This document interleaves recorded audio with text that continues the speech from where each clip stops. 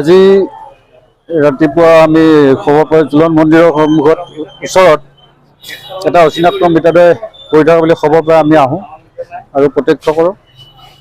মৃতদেহটো বৰ্তমান পৰি আছে আৰু এই সংক্ৰান্তে বিভিন্ন মানুহৰ লগত যোগাযোগ কৰা চিনাক্তকৰণৰ বাবে, কিন্তু বৰ্তমানলৈ কোনো চিনাক্ত হোৱা নাই আৰু পৰিচয় বা তেনেকুৱা এতিয়ালৈ কোনো সন্ধান পোৱা নাই।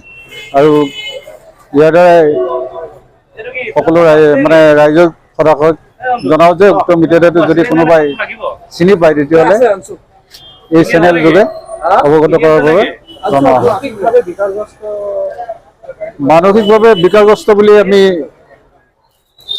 এতিয়াতো ক'ব টান, তথাপিতো যিহেতু আমি এই মানুহজন দেখা নাছিলোঁ, নতুনকৈ আহি ইয়াত, আৰু তাৰ স্বভাৱ চৰিত্ৰ যিটো সাজ পোছাক এইবোৰৰ পৰা অনুমান কৰিব পাৰি যে মানসিকভাৱে অসুস্থ হ'ব পাৰে।